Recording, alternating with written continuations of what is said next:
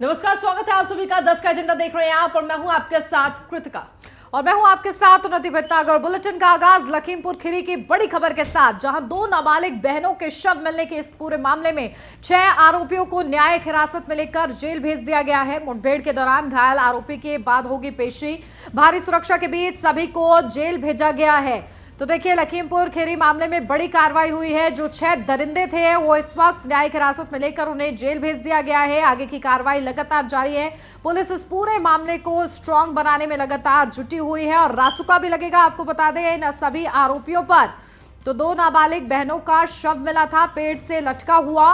और देखिए, postmortem report भी सामने आई थी जिसमें रेप की पुष्टि भी हुई थी। तो रेप करके गला दबाकर दोनों बहनों की हत्या की गई और उसके बाद उनके शवों को पेड़ से लटका दिया गया। बेहद ही ज्यादा गंभीर ये पूरा मामला था और इस पूरे मामले में खुद सीएम योगी आदित्यनाथ ने संज्ञान लिया है और कड़ी कार्रवाई के निर्देश भी दिए गए हैं। और इसी निर्देश के अनुरूप कार्रवाई हो रही है। प्रशासन की तरफ से हर संभव मदद भी परिवार को दी जा रही है।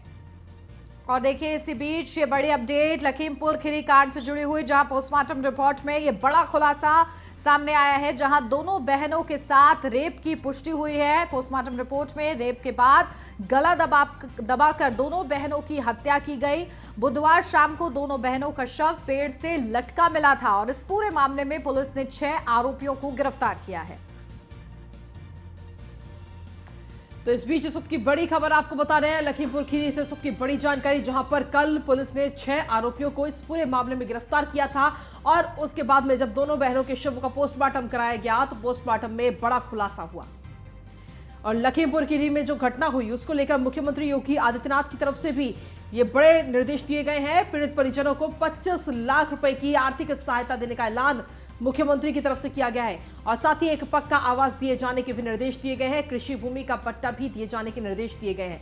मामले की फास्ट ट्रैक कोर्ट में सुनवाई हो, ऐसा कहना है मुख्यमंत्री योगी आदित्यनाथ का। तो कल जिस तरीके से दोनों बहनों के साथ में परसों ये दरिंदगी हुई और कल ये खबर काफी ज्यादा उठी और उसके बाद में 6 आरोपियों को गिरफ्तार किया गया तुरंत ही तत्काल कार्रवाई करते हुए।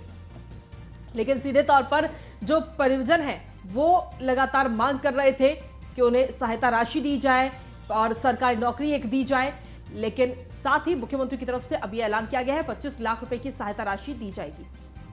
और इसी बीच लखीमपुर खीरी से एक और बड़ी अपडेट, आज कांग्रेस का प्रतिनिधिमंडल जाएगा लखीमपुर खीरी, जहां नेता विधानमंडल दल आराधना मिश्रा मोना की अध्यक्षता में 14 सदस्य आज लखीमपुर खीरी जाएंगे। पीड़ित परिवार से कांग्रेस का जो प्रतिनिधिमंडल है वो मुलाकात करेगा, जिनकी ये दोनों बेटियां थी। दलित परिवार की लड़ाई में अब कांग्रेस भी शामिल हो चुकी है। आपको बता दें कि सरकार को घेरने की कोशिश में इस वक्त विपक्ष पूरी तरह जुटा हुआ है। रिपोर्ट सौंपने के बाद आर्थिक मदद का भी ऐलान हो सकता है। आज कांग्रेस का प्रतिनिधिमंडल लखीमपुर खीरी जाएगा। तो मुख्यमंत्री योगी आदित्यनाथ की तरफ से तो सहायता राशि का ऐलान कर दिया गया है, 25 लाख रुपए की सहायता राशि दी जाएगी पीड़ित परिवार को। लेकिन अब साथ ही जब कांग्रेस का प्रतिनिधिमंडल मुलाकात करने के लिए पहुंचेगा तो उसकी तरफ से भी ऐलान किया जाता है सहायता राशि देने के लिए। तो बिल्कुल देखिए, लखीमपुर खीरी का ये पूरा मामला, जहां आज कांग्रेस का प्रतिनिधिमंडल लखीमपुर खीरी जाएगा। और देखिए, कल समाजवादी पार्टी की तरफ से भी पहुंचे थे और आज कांग्रेस की तरफ से पहुंचेंगे। तो लगातार विपक्ष जो है इस पूरे मामले को लेकर कहीं ना कहीं सरकार को घेरने का प्रयास, क्योंकि बड़े सवाल इस पूरे मामले से जुड़े हुए खड़े हो रहे थे। तो वहीं साथ ही साथ परिजनों को सांत्वना देने के लिए भी जो पार्टियां हैं उनके प्रतिनिधिमंडल पहुंच रहे हैं और इसी सिलसिले में कांग्रेस भी, आज कांग्रेस का जो प्रतिनिधिमंडल है वो पहुंचेगा। दलित परिवार की लड़ाई में अब कांग्रेस भी शामिल हो रही है। बिल्कुल, कांग्रेस भी शामिल हो रही है और जिस तरीके से ये पूरा मामला सामने आया है, इस पूरे मामले में जो विपक्ष पार्टियां हैं वो कहीं ना कहीं अपनी राजनीतिक रोटियां सेकने की कोशिश जरूर कर रही हैं, क्योंकि इससे पहले समाजवादी पार्टी हुई, बसपा हुई, कांग्रेस हुई, इनकी तरफ से सबसे पहले ट्वीट भी किया गया, सरकार पर आरोप लगाए गए, सरकार को घेरने की कोशिश की गई और अब एक एक करके मुलाकात करने का ये सिलसिला शुरू हो चुका है। पीड़ित परिवार के साथ ही मुलाकात की जाएगी। कहीं ना कहीं आगामी लोकसभा चुनाव भी हैं और साथ ही नगर निकाय के चुनाव भी हैं, तो ऐसे में राजनीतिक दल जो है वो अपनी राजनीतिक रोटियां सेकने की कोशिश इस पूरे मामले को लेकर करने की कर रहे हैं। बिल्कुल। और देखिए गंभीर ये पूरा मामला है। इस पूरे मामले में सीएम योगी आदित्यनाथ के कड़े निर्देश हैं कि इस पूरे मामले की निष्पक्षता के साथ जांच हो। और देखिए पुलिस प्रशासन जो है पूरी तरीके से इस मामले को स्ट्रांग बना रहा है ताकि जो दोषी हैं, जो दरिंदे, जो हैवान हैं, उनको उनके जो उन्होंने कारनामे किए हैं, जो उन्होंने बदसलूकी की है, उसकी कड़ी से कड़ी सजा उनको मिल सके। तो देखिए दो नाबालिग बहनों के शव मिलने का ये पूरा मामला है, जिस पूरे मामले में कार्रवाई हो रही है। हालांकि 6 आरोपी हैं जो पूरे इस मामले से संलिप्त हैं, उनको न्यायिक हिरासत में लेकर जेल भेज दिया गया है। लेकिन अब देखना ये होगा, क्योंकि लगातार ये मांग की जा रही है कि फांसी की सजा हो इन सभी आरोपियों को। और ऐसे में किस तरीके से कौन कौन सी धाराएं इन पर लगती हैं, अभी तक फिलहाल हत्या की धारा इन पर लगी हुई है। और साथ ही साथ देखिए अब रासुका के तहत भी कार्रवाई की जाएगी। किस तरीके से इस पूरे केस को जो है स्ट्रांग बना रही है पुलिस, ये बेहद ही ज्यादा महत्वपूर्ण हो जाता है ताकि इस तरीके की घटनाएं रुक सकें और बेटियों को एक सुरक्षित समाज मिल सके। इस तरीके की घटनाओं का शिकार बेटियां ना हो, ये लगातार कोशिश है योगी सरकार की। और जब इस तरीके की घटनाएं सामने आती हैं तो एक गलत संदेश और एक कहीं ना कहीं डर का माहौल बनता है। तो कोशिश यही रहेगी प्रशासन की कि जल्द से जल्द इन घटनाओं पर अंकुश लग सके। और देखिए न्यूज़ 1 इंडिया के ये बड़े सवाल कि अपहरण की धारा नहीं लगने से क्या फर्क पड़ेगा, इस पूरे मामले पर यह बड़ा सवाल है। और साथ ही साथ गैंगरेप की धारा अगर नहीं लगी, इससे क्या फर्क इस पूरे मामले पर पड़ेगा, यह भी न्यूज़ 1 इंडिया का बड़ा सवाल सामने आ रहा है। तो वहीं पॉक्सो एक्ट के केस में पीड़िता के घर का पता उजागर करना कितना सही है, क्या उनके लिए कोई खतरा तो नहीं बन जाएगा, ये बड़ा सवाल। तो वहीं 3 लड़कों ने अपहरण किया, तो क्या गैंगरेप की धारा लगनी चाहिए, यह भी बड़ा सवाल। और इसी के साथ क्या बाकियों पर भी गैंगरेप की धारा लग सकती है। तो इस पूरे मामले में 6 आरोपी संलिप्त हैं और ऐसे में कौन सी धाराएं उन पर लगती हैं, अपहरण की धारा नहीं लगने से क्या फर्क पड़ेगा, ये लगातार बड़े सवाल न्यूज़ 1 इंडिया खड़ा कर रहा है। तो आपको बता दें कि जिस तरीके से बताया जा रहा है कि सबसे पहले जो 3 लड़के थे, उन्होंने दोनों बहनों को बहला फुसला करके वहां से लेकर के गए और खेत में ले जाकर के उनके साथ में रेप किया और गला दबा करके हत्या कर दी गई। उसके बाद में दोनों शवों को ठिकाने लगाने के लिए अपने 2 और साथियों को बुलाया, दोनों साथियों को साथ में बुला करके और इस पूरे मामले को खुदकुशी का मामला बनाने की कोशिश इन लोगों ने की और दोनों शवों को फांसी के फंदे से लटका दिया गया। जिसके बाद में अभी सवाल ये लगातार उठ रहे हैं कि क्या इस पूरे मामले में गैंगरेप की धारा लगनी चाहिए या फिर सिर्फ रेप की धारा एक एक व्यक्ति पर लगाई जानी चाहिए।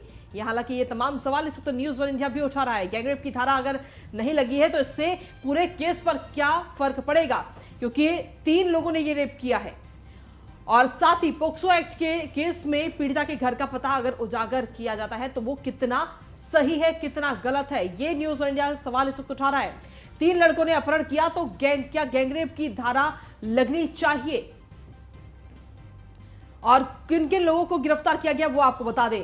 छोटू, जुनैद, अगवा, रेप और हत्या, ये तीनों मामले इस पर दर्ज किए गए हैं। सुहेल जिसने अगवा किया, रेप किया और हत्या की, ये तीनों ये आरोप इस वक्त उस पर भी हैं।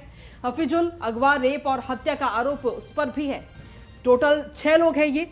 आरिफ जिस पर भी ये तीनों भी आरोप हैं, आरिफ के ऊपर भी। इसके अलावा है करीमुद्दीन, अगवा, रेप और हत्या। तो ये तीनों जो आरोप है वो सभी 6 आरोपियों पर इस वक्त लगे हुए हैं। तो देखिए ये 6 वो दरिंदों के नाम हैं जिन्होंने 2 बहनों के साथ अन्याय किया है। और देखिए अब उन 2 बहनों को, हालांकि वो अब उनकी जो जिंदगी है वो चली गई है, लेकिन उनको न्याय मिलना चाहिए, उनके परिवार वालों को न्याय मिलना चाहिए। और इसी की लड़ाई में देखिए अब उनके परिजन लगे हुए हैं और ये वो नाम आपको लगातार बता रहे हैं और क्या उन पर आरोप हैं ये भी लगातार बता रहे हैं। करीमुद्दीन पर आरोप है अगवा, रेप और हत्या का। छोटू पर भी आरोप है अगवा, रेप और हत्या का।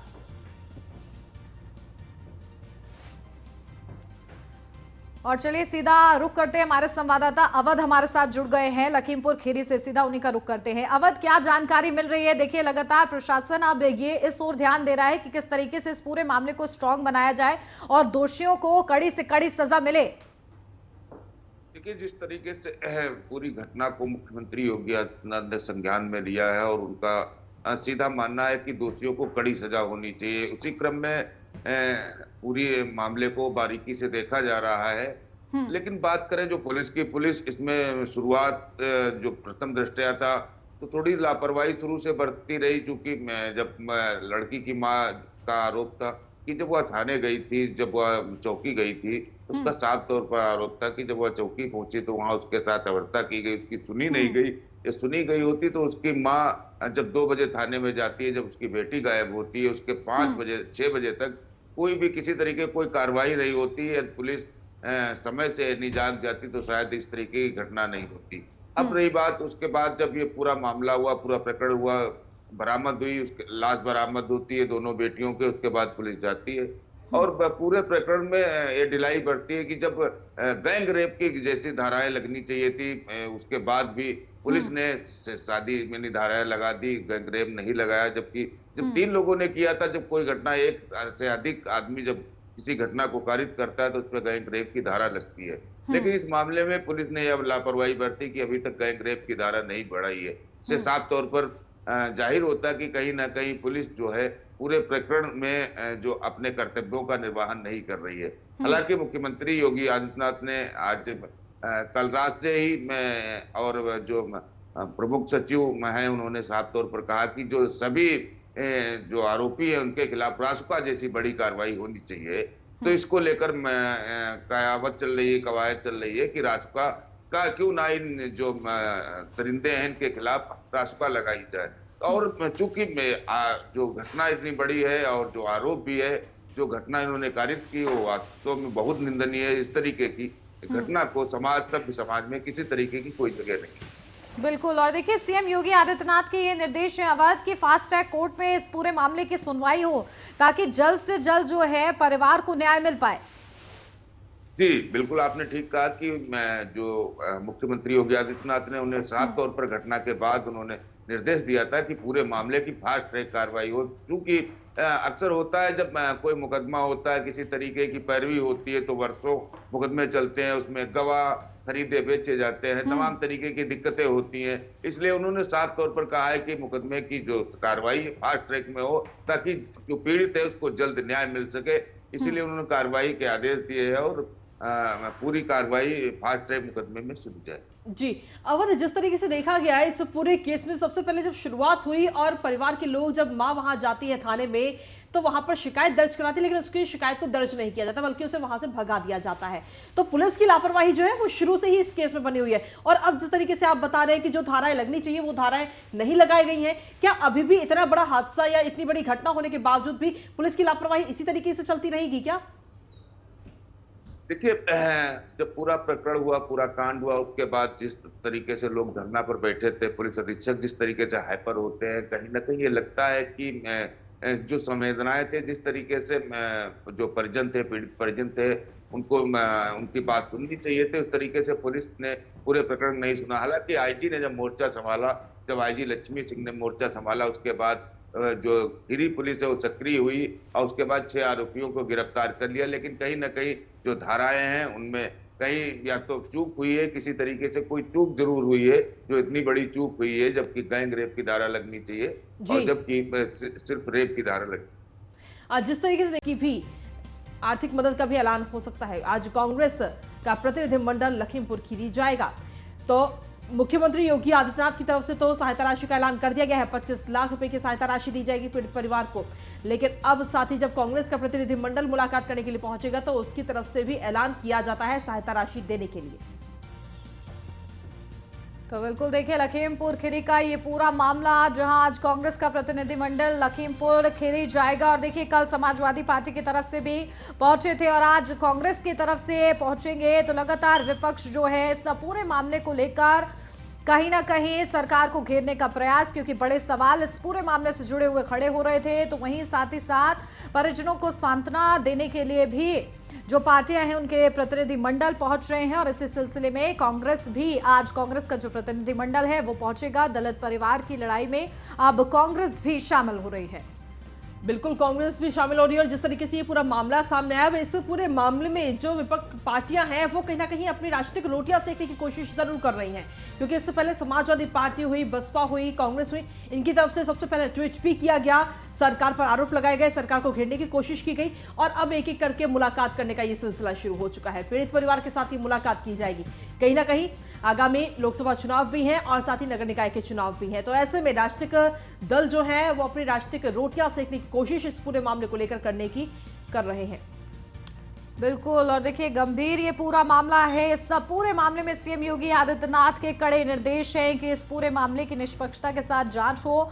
और देखिए पुलिस प्रशासन जो है पूरी तरीके से इस मामले को स्ट्रांग बना रहा है ताकि जो दोषी हैं, जो दरिंदे, जो हैवान हैं, उनको उनके जो उन्होंने कारनामे किए हैं, जो उन्होंने बदसलूकी की है, उसकी कड़ी से कड़ी सजा उनको मिल सके। तो देखिए 2 नाबालिग बहनों के शव मिलने का ये पूरा मामला है, जिस पूरे मामले में कार्रवाई हो रही है। हालांकि 6 आरोपी हैं जो पूरे इस मामले से संलिप्त हैं, उनको न्यायिक हिरासत में लेकर जेल भेज दिया गया है। लेकिन अब देखना ये होगा, क्योंकि लगातार ये मांग की जा रही है कि फांसी की सजा हो इन सभी आरोपियों को। और ऐसे में किस तरीके से कौन कौन सी धाराएं इन पर लगती हैं, अभी तक फिलहाल हत्या की धारा इन पर लगी हुई है। और साथ ही साथ देखिए अब रासुका के तहत भी कार्रवाई की जाएगी। किस तरीके से इस पूरे केस को जो है स्ट्रांग बना रही है पुलिस, ये बेहद ही ज्यादा महत्वपूर्ण हो जाता है ताकि इस तरीके की घटनाएं रुक सके और बेटियों को एक सुरक्षित समाज मिल सके। इस तरीके की घटनाओं का शिकार बेटियां ना हो, ये लगातार कोशिश है योगी सरकार की। और जब इस तरीके की घटनाएं सामने आती हैं तो एक गलत संदेश और एक कहीं ना कहीं डर का माहौल बनता है। तो कोशिश यही रहेगी प्रशासन की कि जल्द से जल्द इन घटनाओं पर अंकुश लग सके। और देखिए न्यूज़ 1 इंडिया के ये बड़े सवाल कि अपहरण की धारा नहीं लगने से क्या फर्क पड़ेगा इस पूरे मामले पर, ये बड़ा सवाल है।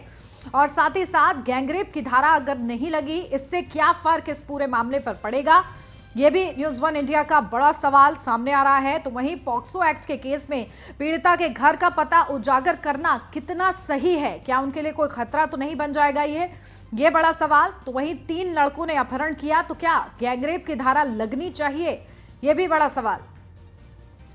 और इसी के साथ क्या बाकियों पर भी गैंगरेप की धारा लग सकती है। तो इस पूरे मामले में 6 आरोपी संलिप्त हैं और ऐसे में कौन सी धाराएं उन पर लगती हैं, अपहरण की धारा नहीं लगने से क्या फर्क पड़ेगा, ये लगातार बड़े सवाल न्यूज़ 1 इंडिया खड़ा कर रहा है। तो आपको बता दें कि जिस तरीके से बताया जा रहा है कि सबसे पहले जो 3 लड़के थे, उन्होंने दोनों बहनों को बहला फुसला करके वहां से लेकर के गए और खेत में ले जा करके उनके साथ में रेप किया और गला दबा करके हत्या कर दी गई। उसके बाद में दोनों शवों को ठिकाने लगाने के लिए अपने 2 और साथियों को बुलाया, दोनों साथियों को साथ में बुला करके और इस पूरे मामले को खुदकुशी का मामला बनाने की कोशिश इन लोगों ने की और दोनों शवों को फांसी के फंदे से लटका दिया गया। जिसके बाद में अभी सवाल ये लगातार उठ रहे हैं कि क्या इस पूरे मामले में गैंगरेप की धारा लगनी चाहिए या फिर सिर्फ रेप की धारा एक एक व्यक्ति पर लगाई जानी चाहिए। ये हालांकि ये तमाम सवाल इस वक्त न्यूज़ 1 इंडिया भी उठा रहा है। गैंगरेप की धारा अगर नहीं लगी है तो इससे पूरे केस पर क्या फर्क पड़ेगा, क्योंकि 3 लोगों ने ये रेप किया है। और साथ ही पोक्सो एक्ट के केस में पीड़िता के घर का पता अगर उजागर किया जाता है तो वो कितना सही है, कितना गलत है, ये न्यूज़ 1 इंडिया सवाल इस वक्त उठा रहा है। 3 लड़कों ने अपहरण किया तो क्या गैंगरेप की धारा लगनी चाहिए और किन किन लोगों को गिरफ्तार किया गया वो आपको बता दें। छोटू, जुनैद, अगवा, रेप और हत्या, ये तीनों मामले इस पर दर्ज किए गए हैं। सुहेल जिसने अगवा किया, रेप किया और हत्या की, ये तीनों ये आरोप इस वक्त उस पर भी हैं। हफीजुल, अगवा, रेप और हत्या का आरोप उस पर भी है। टोटल 6 लोग हैं ये। आरिफ जिस पर भी ये तीनों भी आरोप हैं, आरिफ के ऊपर भी। इसके अलावा है करीमुद्दीन, अगवा, रेप और हत्या। तो ये तीनों जो आरोप हैं वो सभी 6 आरोपियों पर इस वक्त लगे हुए हैं। तो देखिए ये 6 वो दरिंदों के नाम हैं जिन्होंने 2 बहनों के साथ अन्याय किया है। और देखिए अब उन 2 बहनों को, हालांकि वो अब उनकी जो जिंदगी है वो चली गई है, लेकिन उनको न्याय मिलना चाहिए, उनके परिवार वालों को न्याय मिलना चाहिए। और इसी की लड़ाई में देखिए अब उनके परिजन लगे हुए हैं और ये वो नाम आपको लगातार बता रहे हैं और क्या उन पर आरोप हैं ये भी लगातार बता रहे हैं। करीमुद्दीन पर आरोप है अगवा, रेप और हत्या का। छोटू पर भी आरोप है अगवा, रेप और हत्या का।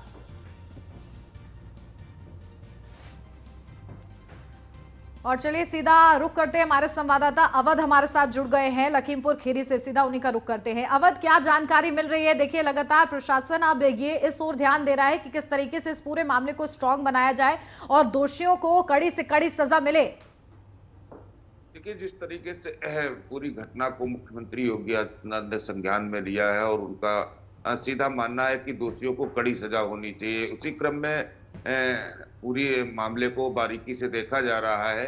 लेकिन बात करें जो पुलिस की, पुलिस इसमें शुरुआत जो प्रथम दृष्टया था तो थोड़ी लापरवाही शुरू से बरतती रही, चूंकि जब लड़की की मां का आरोप था कि जब वह थाने गई थी, जब वह चौकी गई थी, उसका साफ तौर पर आरोप था कि जब वह चौकी पहुंची तो वहां उसके साथ अभद्रता की गई, उसकी सुनी नहीं गई। ये सुनी गई होती तो उसकी माँ जब 2 बजे थाने में जाती है, जब उसकी बेटी गायब होती है, उसके 5 बजे 6 बजे तक कोई भी किसी तरीके कोई कार्रवाई नहीं होती है, पुलिस समय से नहीं जाग जाती तो शायद इस तरीके की घटना नहीं होती। अब रही बात उसके बाद जब ये पूरा मामला हुआ, पूरा प्रकरण हुआ, बरामद हुई, उसके लाश बरामद होती है दोनों बेटियों के, उसके बाद पुलिस जाती है और पूरे प्रकरण में ये ढिलाई बढ़ती है कि जब गैंग रेप की जैसी धाराएं लगनी चाहिए थी, उसके बाद भी पुलिस ने शादी में नहीं धाराएं लगा दी, गैंग रेप नहीं लगाया, जबकि जब 3 लोगों ने किया था, जब कोई घटना एक से अधिक आदमी जब किसी घटना को कारित करता है तो उस पर गैंग रेप की धारा लगती है। लेकिन इस मामले में पुलिस ने यह लापरवाही बरती कि अभी तक गैंग रेप की धारा नहीं बढ़ाई है। इससे साफ तौर पर जाहिर होता है कि कहीं ना कहीं पुलिस जो है पूरे प्रकरण में जो अपने कर्तव्यों का निर्वहन नहीं कर रही है। हालांकि मुख्यमंत्री योगी आदित्यनाथ ने आज कल रात से ही और जो प्रमुख सचिव हैं उन्होंने साफ तौर पर कहा कि जो सभी जो आरोपी है उनके खिलाफ रासुका जैसी बड़ी कार्रवाई होनी चाहिए। तो इसको लेकर कहावत चल रही है, कवायद चल रही है कि रासुका का क्यों ना इन जो दरिंदे हैं इनके खिलाफ रासुका लगाई जाए। और चूंकि जो घटना इतनी बड़ी है और जो आरोप भी है, जो घटना इन्होंने कारित की वो वास्तव में बहुत निंदनीय है। इस तरीके की घटना को सभ्य समाज में किसी तरीके की कोई जगह नहीं। बिल्कुल। और देखिए सीएम योगी आदित्यनाथ के ये निर्देश हैं अवध की फास्ट ट्रैक कोर्ट में इस पूरे मामले की सुनवाई हो ताकि जल्द से जल्द जो है परिवार को न्याय मिल पाए। जी बिल्कुल, आपने ठीक कहा कि जो मुख्यमंत्री योगी आदित्यनाथ ने उन्हें साफ तौर पर घटना के बाद उन्होंने निर्देश दिया था कि पूरे मामले की फास्ट ट्रैक कार्रवाई हो। क्योंकि अक्सर होता है जब कोई मुकदमा होता है, किसी तरीके की पैरवी होती है तो वर्षों मुकदमे चलते हैं, उसमें गवाह खरीदे बेचे जाते हैं, तमाम तरीके की दिक्कतें होती हैं। इसलिए उन्होंने साफ तौर पर कहा है कि मुकदमे की जो कार्रवाई फास्ट ट्रैक में हो ताकि जो पीड़ित है उसको जल्द न्याय मिल सके। इसीलिए उन्होंने कार्रवाई के आदेश दिए हैं और पूरी कार्रवाई फास्ट ट्रैक मुकदमे में शुरू जाए। जी अवध, जिस तरीके से देखा गया है इस पूरे केस में सबसे पहले जब शुरुआत हुई और परिवार के लोग जब मां वहां जाती है थाने में तो वहां पर शिकायत दर्ज कराती है, लेकिन उसकी शिकायत को दर्ज नहीं किया जाता बल्कि उसे वहां से भगा दिया जाता है। तो पुलिस की लापरवाही जो है वो शुरू से ही इस केस में बनी हुई है। और अब जिस तरीके से आप बता रहे हैं कि जो धाराएं लगनी चाहिए वो धाराएं नहीं लगाई गई हैं, क्या अभी भी इतना बड़ा हादसा या इतनी बड़ी घटना होने के बावजूद भी पुलिस की लापरवाही इसी तरीके से चलती रहेगी क्या? देखिए, जब पूरा प्रकरण हुआ, पूरा कांड हुआ, उसके बाद जिस तरीके से लोग धरना पर बैठे थे, पुलिस अधीक्षक जिस तरीके से हाइपर होते हैं, कहीं ना कहीं ये लगता है कि जो संवेदनाएं थे, जिस तरीके से जो परिजन थे, पीड़ित परिजन थे, उनको उनकी बात सुननी चाहिए थी, उस तरीके से पुलिस ने पूरे प्रकरण नहीं सुना। हालांकि आईजी ने जब मोर्चा संभाला, जब आईजी लक्ष्मी सिंह ने मोर्चा संभाला, उसके बाद जो खीरी पुलिस है वो सक्रिय हुई और उसके बाद 6 आरोपियों को गिरफ्तार कर लिया। लेकिन कहीं ना कहीं जो धाराएं हैं उनमें कहीं या तो चूक हुई है, किसी तरीके से कोई चूक जरूर हुई है, जो इतनी बड़ी चूक हुई है, जबकि गैंग रेप की धारा लगनी चाहिए और जबकि सिर्फ रेप की धारा लगनी। जिस तरीके से आरोपियों को गिरफ्तार कर लिया, जबकि लखीमपुर जो खीरी पुलिस है अभी तक ये नहीं तय कर पाई है कि आखिरकार इस घटना में जो लापरवाह थे वो जिम्मेदार कौन थे, आखिर उनको सजा मिलनी चाहिए या नहीं मिलनी चाहिए। ठीक है अवध, आपके पास वापस आते हैं। मनीष मिश्रा भी हमारे साथ लगातार बने हुए हैं। मनीष, देखिए लगातार सवाल यही उठ रहा है कि अगर समय रहते ही अगर ये रिपोर्ट दर्ज कर ली जाती या उस मां की बात सुन ली जाती जिसकी दोनों बेटियों का अपहरण कर लिया गया तो शायद ये घटना ही ना होती।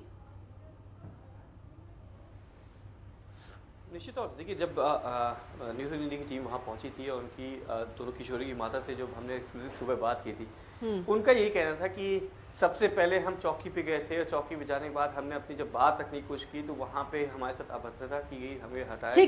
ठीक है मनीष, आपको रोकना चाहेंगे। इस वक्त हमारे साथ में उप मुख्यमंत्री ब्रजेश पाठक इस वक्त हमारे साथ जुड़ गए हैं। ब्रजेश जी, स्वागत है आपका न्यूज़ ऑन इंडिया पर। देखिए सवाल लगातार यही उठ रहा है कि योगी सरकार जो है लगातार ये दावा करती है कि महिलाओं की सुरक्षा बहुत ज्यादा है, लेकिन जमीनी स्तर पर देखिए कल जिस तरीके से घटना सामने आई है, पहले जब मां वहां पर पहुंचती है थाने में तो उसकी रिपोर्ट नहीं दर्ज की जाती है और अभी तक ये भी साफ नहीं हो पाया कि आखिर कौन वो लोग थे, कौन वो पुलिस के अधिकारी थे जिन्होंने मां की बात नहीं सुनी, मां की जो दुविधा थी वो नहीं सुनी और रिपोर्ट दर्ज नहीं की। अगर वो रिपोर्ट उसी वक्त दर्ज हो जाती तो शायद ये घटना ही ना होती और आज वो दोनों बच्चियां जिंदा होती। हमारी सरकार ने पूरी घटना की उचित जांच के आदेश दिए हैं। जी, किसी की भी लापरवाही होगी हम बिल्कुल नहीं छोड़ेंगे उसको और आदरणीय मुख्यमंत्री जी ने पूरी संवेदनशीलता के साथ इस मामले को खुद मॉनिटर किया है और उन्होंने तय किया कि किसी स्थिति में अपराधी बचने न पाए। आपने देखा होगा कि बहुत ही कम समय में सभी अपराधियों को गिरफ्तार ही नहीं किया गया। एक अपराधी को मुठभेड़ में गिरफ्तार करके उसको अस्पताल तरफ भेजा गया है और उसके बाद उस पर कड़ी कार्रवाई के निर्देश आदरणीय मुख्यमंत्री जी ने दिए हैं। मेरा ये मानना है कि जो भी इस प्रकार की घटनाएं हैं उस पर पॉलिटिकलाइजेशन नहीं होना चाहिए। हमारी सरकार सभी घटनाओं में संवेदनशीलता के साथ कड़ी से कड़ी कार्रवाई करती है और इस घटना में जो भी दोषी होगा लापरवाही करने का उसके खिलाफ भी कार्रवाई होगी। अभी तत्काल हमारे सामने चुनौती ये थी कि हम इस घटना का अनावरण करें और अभियुक्तों को जेल भेजें और फास्ट ट्रैक कोर्ट में ले जाने के लिए भी माननीय मुख्यमंत्री जी ने कहा है और इसमें आप देखेंगे कि कड़ी से कड़ी सजा मिलेगी और ऐसी सजा मिलेगी कि आने वाली कुश्ते भी रूह कांपेगी उन लोगों की जिस ढंग से इस घटना का अंजाम उन लोगों ने दिया है। बिल्कुल ब्रजेश जी, हम उम्मीद भी यही करते हैं कि इसी तरीके का एक मैसेज सभी जनता में पूरा जाना चाहिए कि भाई अगर इस तरह का कोई भी कृत्य करता हुआ पाया जाता है तो उसके खिलाफ कैसी कार्रवाई सरकार करती है। लेकिन सवाल यह भी है कि प्रशासन की जो पुलिस के अधिकारी उनकी लापरवाही पहले भी थी, रिपोर्ट दर्ज समय पर नहीं की गई। मैंने आपसे पूर्व में कहा है पूरी घटना के जांच के आदेश दिए गए हैं, जिसकी भी लापरवाही होगी हम जिम्मेदारी तय करेंगे। लेकिन वो लापरवाही सर अभी भी जारी है ना, अभी भी जब अपहरण हुआ है उन दोनों बच्चों को तो अपहरण की धारा क्यों नहीं दर्ज की गई है? आप वेट करिए, जो भी आप कह रहे हैं उन बिंदुओं पर भी काम हो रहा है, शीघ्र आपके सामने दोबारा हम आएंगे।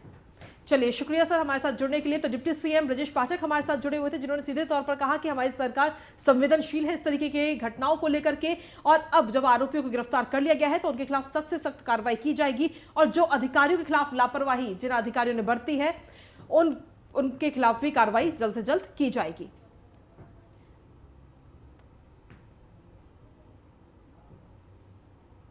और हमारे रिपोर्टर्स भी लगातार जगह जगह पर बने हुए हैं और अपडेट्स लगातार दे रहे हैं। आप सभी का बहुत बहुत शुक्रिया तमाम जानकारी देने के लिए। खबरों का सिलसिला भी लगातार जारी है। और अब खबर लखनऊ से, जहां लखनऊ में दीवार गिरने से बड़ा हादसा हुआ है। दीवार गिरने से 9 लोगों की मौत हुई है, 2 लोगों का इलाज इस वक्त अस्पताल में जारी है। तो वहीं तेज बारिश से रात करीब 3 बजे ये दीवार गिरी, जहां मरने वालों में महिलाएं और बच्चे भी शामिल हैं। सीएम योगी आदित्यनाथ ने इस पूरी घटना का संज्ञान लिया है। मृतकों के परिजनों के प्रति अपनी शोक संवेदनाएं व्यक्त की हैं। मृतकों के परिजनों को 4 लाख की आर्थिक मदद का भी ऐलान किया है सीएम योगी ने। तो वहीं कैंट थाना क्षेत्र के स्थित दिलकुशा में यह बड़ा हादसा हुआ है, जिस वजह से 9 लोगों की मौत हो गई है और घायलों का इलाज इस वक्त अस्पताल में लगातार जारी है। हमारे जो संवाददाता है वो भी ग्राउंड जीरो पर लगातार मौजूद हैं और क्योंकि राहत बचाव कार्य में बेहद ही ज्यादा मुश्किल आ रही है, वहां पर जो पूरा जिस तरीके से ये हादसा हुआ है उसके बाद से ही वहां पर पहुंचना बेहद ही ज्यादा मुश्किल हो जा रहा है। लगातार बारिश हो रही है, इस वजह से फिसलन भी वहां पर है, लेकिन सीएम योगी आदित्यनाथ के निर्देशों का पालन करते हुए प्रशासन जुटा हुआ है। दीवार बन रही थी, पुरानी दीवार के पास हम लोग रहते थे। 5 दिन से बरसात हो रही लगातार, हम खाना पीना खा के सो गए। 12 बजे दीवार गिर चुकी थी वो हम लोग के ऊपर, जिसमें से एक मैं बचा था। तो मैंने 112 कॉल लगाई, पुलिस आई और फिर मैं भी बेहोश हो गया। कहाँ के हो, कहाँ यहाँ क्या कर रहे थे? यहाँ काम कर रहे थे, रहने वाले हम झांसी के। कैंट इलाका है, वहाँ आर्मी का इलाका है, तो आप लोग वहाँ पहुँचे कैसे? हमारा ठेकेदार लेकर आया था। नई दीवार बन रही थी, पुरानी दीवार के पास हम लोग। तो वहीं हमारी टीम घटनास्थल पहुंचकर उसने स्थिति का जायजा लिया। देखिए उससे जुड़ी ये रिपोर्ट। 9 लोगों की मौत हुई है। आर्मी के जवान भी हमारे साथ बातचीत के लिए मौजूद हैं। सर, कितने बजे ये हादसा हुआ है, कितने लोगों को रेस्क्यू किया गया?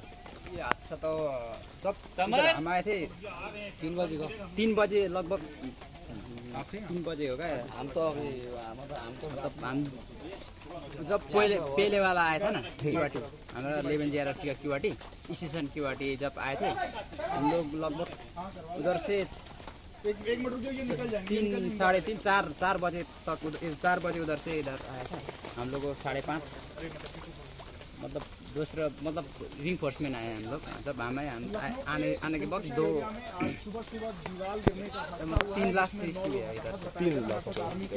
इनका कहना है कि ये दूसरी केवाटी में आए थे, जिसमें अभी तक 3 लोगों को इनके सामने रेस्क्यू किया गया है। कुल मिला के 9 लोगों की यहाँ से लाशें निकाली गई हैं, जिनको सिविल अस्पताल पोस्टमार्टम हाउस की भेजा गया है। और ये सेना की दीवार है, जो देख सकते हैं आप कि 24 घंटे से लगातार मूसलाधार बारिश हो रही है। उस बारिश के कारण ये सेना की जो जमीन है उसकी दीवार गिर गई थी। इसी के पीछे जो काम करने वाले मजदूर थे वो रहे थे, उनका देख सकते हैं कि वो जो टेंट और तंबू था उनका वो लगा हुआ, इसी में वो रह रहे थे। दीवार गिरने के कारण उनकी मौत हुई है। फिलहाल राहत और बचाव कार्य जो है वो खत्म हो चुका है और सेना के तमाम अधिकारी मौके का मुआयना कर चुके हैं और ये कैंट थाना क्षेत्र की पूरी घटना है। वीडियो जर्नलिस्ट अश्विनी के साथ नीलेश चौहान, न्यूज़ 1 इंडिया।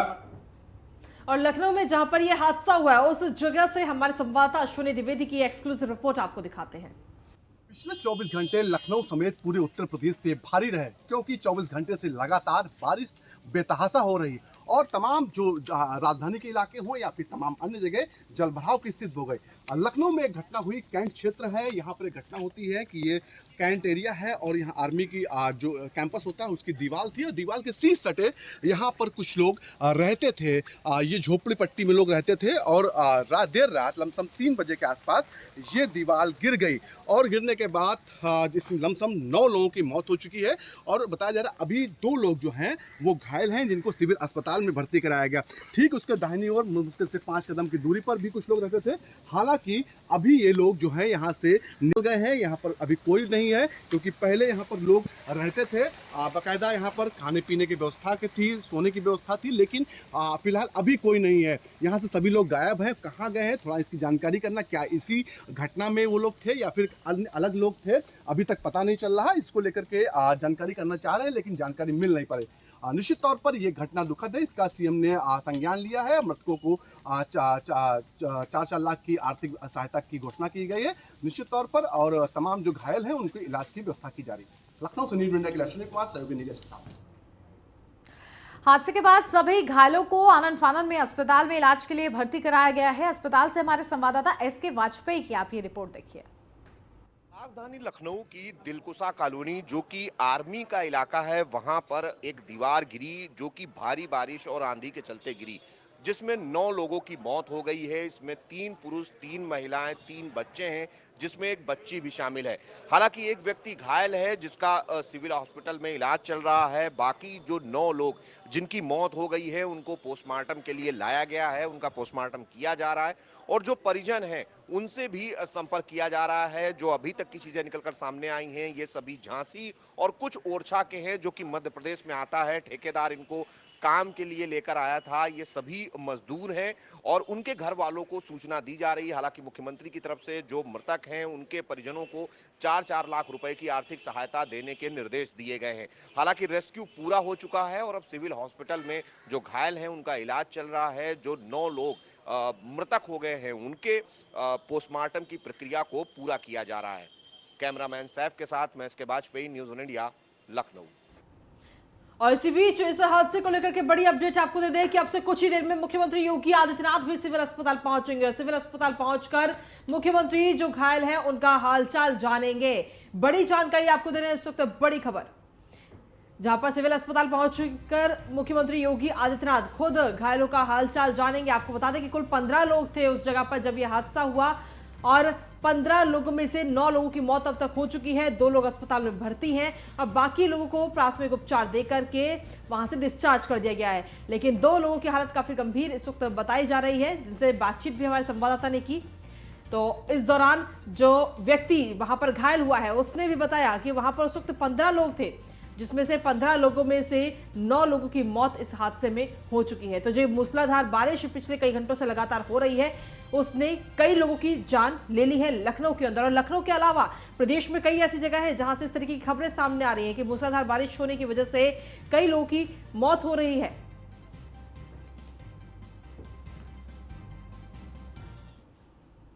और अब खबर उन्नाव से है, जहां परिवार पर कहर बनकर टूटी है मूसलाधार बारिश। जहां उन्नाव में तेज बारिश से गिरा है मिट्टी का कमरा, जहां बारिश से ढहा है मिट्टी का कमरा। 4 लोगों की इस वजह से मौत हो गई है। मां समेत 2 बेटे और 1 बेटी की मौके पर मौत हुई है। असोहा थाना क्षेत्र के कांथा गांव की ये पूरी घटना बताई जा रही है। तो देखिए, लगातार हो रही बारिश की वजह से एक और बड़ा हादसा हुआ है उन्नाव में, जहां मिट्टी का कमरा गिरा है और इस वजह से 4 लोगों की मौत हो गई है। बारिश हो रही है लगातार, जिस वजह से ये मिट्टी का कमरा था और ये ढह गया, जिसकी वजह से 4 लोगों की मौत हुई। मां समेत 2 बेटे और 1 बेटी की मौके पर मौत हुई है। असोहा थाना क्षेत्र के कांथा गांव की ये पूरी घटना बताई जा रही है। तो मूसलाधार बारिश जो है वो इस वक्त कहर बनकर टूट रही है परिवार पर, और कई जगह से हादसों की खबर आई, लखनऊ से और उन्नाव से भी अब इस तरह की खबर सामने आई है। और इसी के साथ अगली खबर का रुख कर लेते हैं लखनऊ से, जहां पर तेज बारिश ने इस वक्त लोगों की मुश्किलों को बढ़ा दिया है। दरअसल तेज बारिश के चलते LIU मुख्यालय की दीवार गिरी है। गोखले मार्ग पर स्थित LIU मुख्यालय की यह दीवार गिरी है, जहां पर दीवार के नीचे कई कारें दब गई हैं, कई कारें क्षतिग्रस्त हुई हैं। ये तस्वीरें भी इस वक्त आपको दिखा रहे हैं, जहां पर कारों को काफी नुकसान इस वक्त पहुंचा है। गोखले मार्ग पर स्थित LIU मुख्यालय की ये दीवार गिरी है। तो लगातार जिस तरीके से बारिश हो रही है, मूसलाधार बारिश हो रही है और बीच बीच में काफी तेज बारिश भी हो रही है, जिससे कई जगह पर इस तरीके की खबरें सामने आ रही हैं, दीवार गिर रही हैं। इससे पहले लखनऊ की भी हमने आपको खबर दिखाई, जहां पर दीवार गिरने से जो कैंट एरिया है लखनऊ का, जहां पर आर्मी रहती है, आर्मी क्षेत्र जो आता है, वहां पर दीवार गिरने से कई लोगों की मौत हो गई। और वहीं दूसरी तरफ आपको बता रहे हैं LIU मुख्यालय की दीवार गिरी, जिसके साथ में हालांकि किसी की मौत की खबर अभी तक सामने नहीं आई यहाँ पर, लेकिन जो गाड़ियां खड़ी थी उनको काफी नुकसान जरूर पहुंचा है।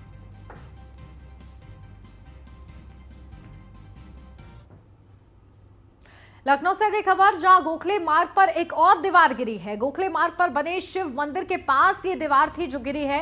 दीवार गिरने से बाल बाल वहां पर लोग बचे हैं। हजरतगंज के शिव मंदिर के पास की ये पूरी घटना बताई जा रही है। तो देखिए, दीवार गिरी है, लेकिन राहत भरी खबर ये है कि इस दीवार के गिरने से लोग जो हैं बाल बाल बच गए हैं, लेकिन कोई बड़ी अनहोनी भी हो सकती थी। तो लगातार हो रही बारिश की वजह से ये हादसे सामने आ रहे हैं। लखनऊ के हजरतगंज के शिव मंदिर के पास की ये पूरी घटना बताई जा रही है, जहां पर गोखले मार्ग पर एक और दीवार गिरी। हालांकि राहत की बात ये रही कि इसमें कोई जनहानि नहीं हुई है, बाल बाल लोग बचे हैं। गोखले मार्ग पर बने शिव मंदिर के पास दीवार थी जो कि गिरे है।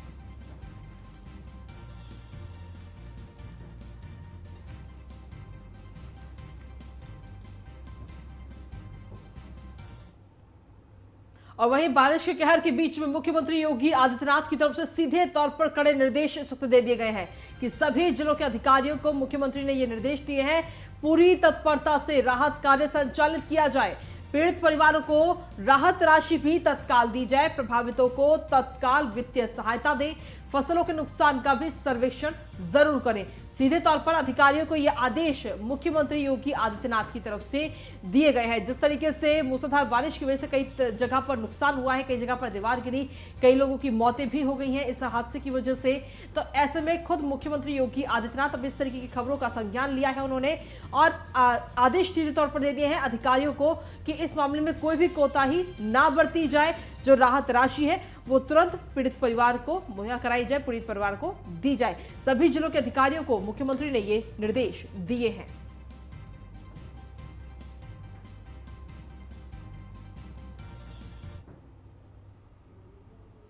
और अब दिल्ली से अगली बड़ी खबर, जहां शराब घोटाले में देश भर में ईडी की कार्रवाई और छापेमारी। जहां दिल्ली, NCR, पंजाब, हरियाणा में ईडी की छापेमारी, यूपी के कई ठिकानों पर ईडी की छापेमारी।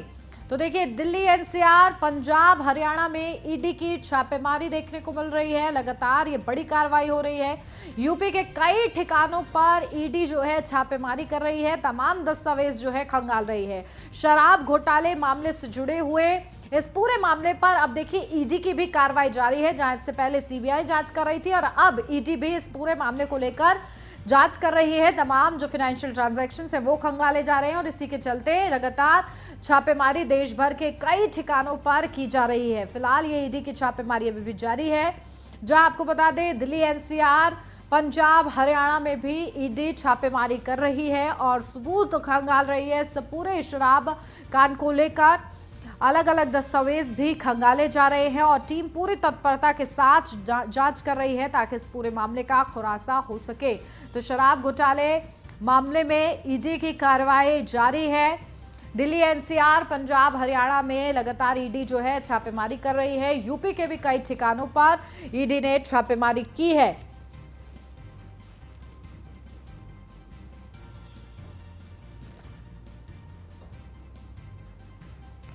तो देखिए, दिल्ली, एनसीआर, पंजाब, हरियाणा में ईडी की छापेमारी लगातार जारी है। और चलिए सीधा अपडेट लेते हैं। हमारे संवाददाता पीयूष तिवारी हमारे साथ जुड़ गए हैं। पीयूष, क्या जानकारी मिल रही है? देखिए, अब ईडी भी लगातार कार्रवाई कर रही है, छापेमारी हो रही है, कुछ हाथ लगा है ईडी के अब तक?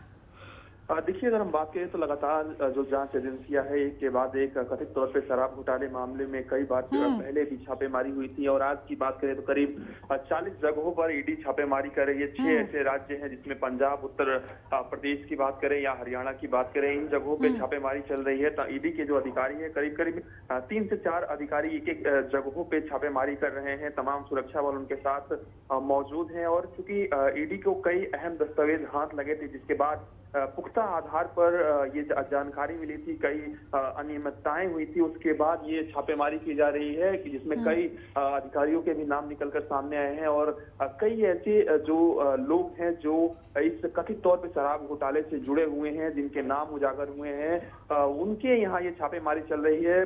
करीब 2.5 से 3 घंटे का वक्त हो गया जब से ये छापेमारी चल रही है और निश्चित तौर पे कड़ी दर कड़ी ये मामला निकलकर सामने आ रहा है। एक के बाद एक नए नामों का खुलासा हो रहा है, लेकिन हालांकि जो भी जांच एजेंसियां कार्रवाई करती है ये गोपनीय होती है, लेकिन ईडी करीब करीब 40 ठिकानों पर आज छापेमारी कर रही है।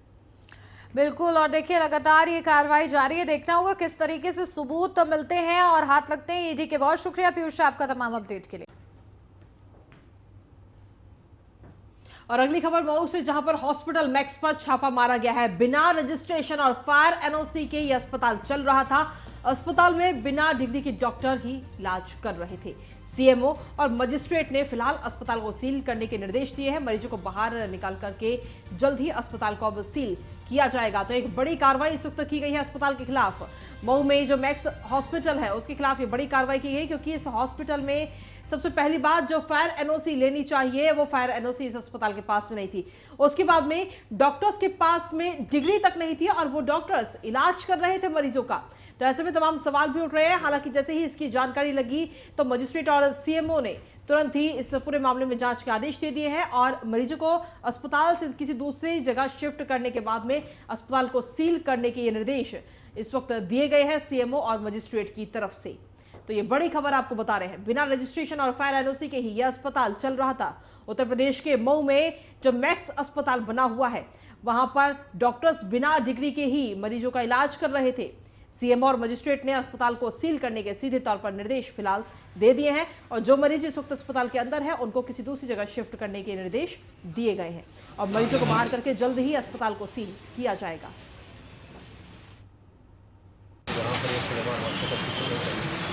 दोनों में कुछ क्रिटिकल पेशेंट सुबह तक का समय दिया गया और कई दोनों को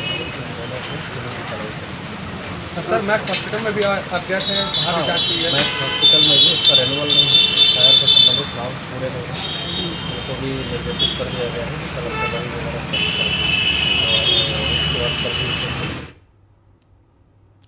सुल्तानपुर जिले के लबुआ विकास खंड के सखौली कला में डिप्टी सीएम केशव प्रसाद मौर्य ने नवनिर्मित कमल सरोवर का फीता काटकर लोकार्पण किया। इसके बाद स्वयं सहायता समूह की महिलाओं ने कमल सरोवर में प्रवेश के लिए पहला डमी टिकट डिप्टी सीएम को भेंट किया। डिप्टी सीएम ने स्वयं सहायता समूह की ओर से संचालित फूड प्लाजा का भी उद्घाटन किया और उनके उत्पादों को देखा और उनकी प्रशंसा की। तो वहीं डिप्टी सीएम ने कमल सरोवर में नौका विहार भी किया। इसके अलावा उन्होंने जनसभा को भी संबोधित किया।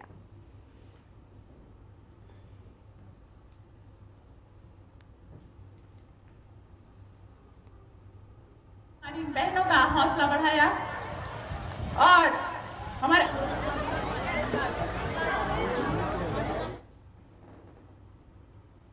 और चलिए खबरों में आगे बढ़ेंगे, बात करेंगे अब गाजियाबाद की, जहां पर दिल्ली मेरठ एक्सप्रेसवे पर चिपियाना रेलवे ओवरब्रिज का काफी समय के बाद में इंतजार अब खत्म हो चुका है।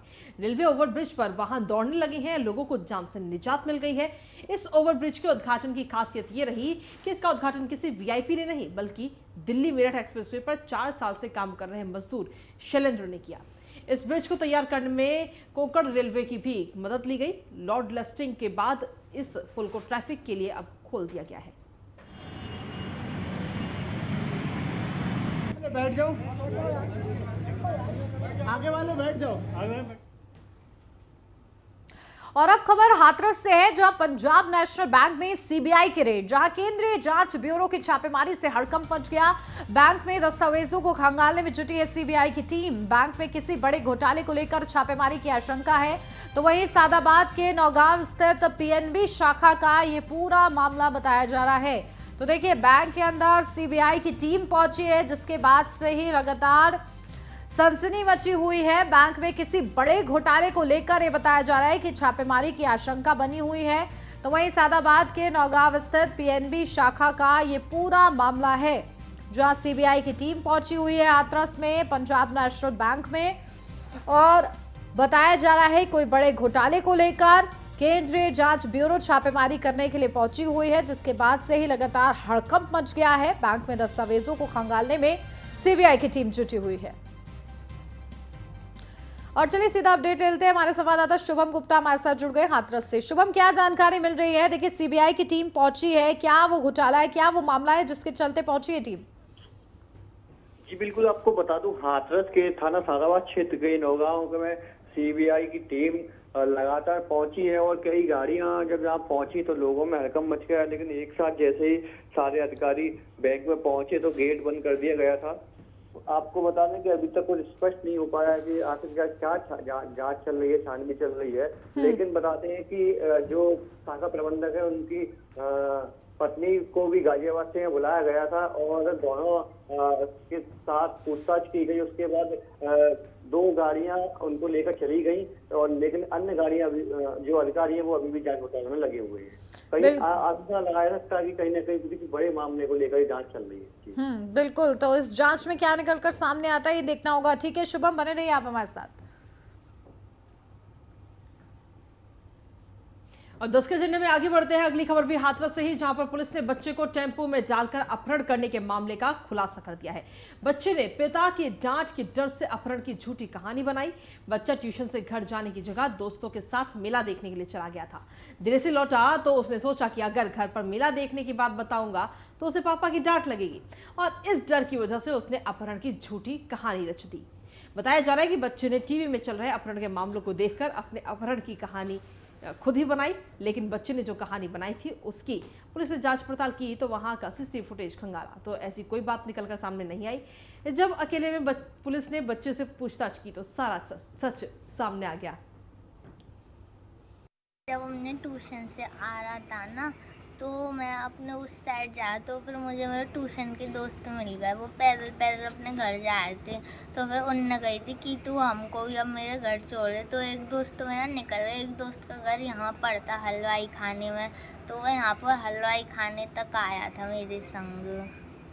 तो मुझे घर पे डर लग रहा था कि मैं लेट हो जाऊँगा, अब सब लोग मुझे चिल्लाएंगे, तब मेरे संग ये सब हुआ। तो आपने घर वालों को क्या बता दिया था? हाँ, मैंने ये बता दिया था कि मुझको चोर उठा कर ले गए हैं, डांट से बचने के लिए। हाँ। तो फिर अभी आपने सच बता दिया घर वालों को? फिर पुलिस अंकल को क्या बताया आपने सच? पुलिस अंकल को भी यही बताया जब उन्होंने पूछा। तो इन लोगों की बहुत मेहनत है सर की, जिन लोगों ने बेचारे जब से आए हैं 8 बजे के मेरे साथी लग रहे हैं, और बच्चे के जो भी सामान था बरामद करके दिलाया, और जो भी थी कमी वो सब दूर करा के थी सर ने। क्या आप जो कहा था कि बच्चे को उठा के ले आया था, क्या निकला है पूरा मामला? अब बच्चे ने कुछ मेला देखने गया था सर, उसने झूठ बोल के कुछ बनाया है। उस सर ने बहुत सराहनीय मेहनत की तो बच्चे को सब कामयाबी मिली सर। इन लोगों की बहुत मेहनत। इस पर अधिक जानकारी देने के लिए संवाददाता शुभम गुप्ता हमारे साथ जुड़े हुए फोन लाइन पर। शुभम, देखिए छोटा बच्चा, इतना बड़ा बहाना उसने मारा है कि उसको चोर उठाकर ले गए सिर्फ अपने पेरेंट्स की डांट की वजह से। बिल्कुल आपको बता दूं कि जैसे हम बच्चे की अगर बात में आए तो बच्चे ने बताया कि जैसे टीवी पर जो सीरियल चल रहे हैं उसमें उसने बाकायदा जैसे अपहरण की कहानी होती है उसको उसने माइंड में ले लिया था। बताते हैं कि बच्चा जब कॉलेज से कल स्कूल से जब घर जा रहा था तो उसके दोस्तों के साथ में मेला देखने चला गया। यहाँ पर एक बड़ा मेला लगता है, इसको जब देखने के लिए शाम को देर से घर वापस पहुंचा तो उसे लगा कि घर पर उसके माँ बाप पेरेंट्स डांट मारेंगे। इसके डर के लिए उसने पूरी कहानी रच दी और इस कहानी को रचने के बाद जैसे उसने घर बताया तो आनंद फन में पूरी परिवार के लोग थाना कोतवाली आ गए और पुलिस भी हरकत में आई। पुलिस ने घटनास्थल पर पहुंचती है, जैसे बच्चे को लेकर कई जगह जाती है, सीसीटीवी कैमरे को खंगाला जाता है। अगर हम बात करें तो पुलिस ने तत्परता दिखाई और सारी जगह जब दिखाई, जब बच्चे से ज्यादा पूछताछ की गई तो बच्चे ने थोड़ी देर बाद सारा मामला बता दिया। जी चलिए, शुक्रिया शुभम तमाम जानकारी और अपडेट्स देने के लिए।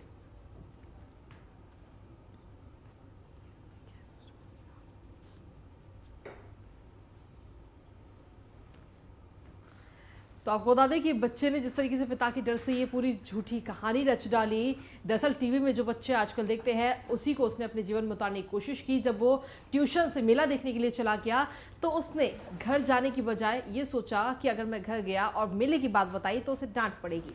लेकिन उसके बाद में उसने, जब पुलिस ने उससे सख्ती से पूछताछ की तो उसने पूरा सच उगल दिया। और इसी के साथ फिलहाल 10 के जनरल में हमारे साथ इतना ही। बाकी देश दुनिया की तमाम खबरों के लिए देखते रहिए न्यूज़ 1 इंडिया।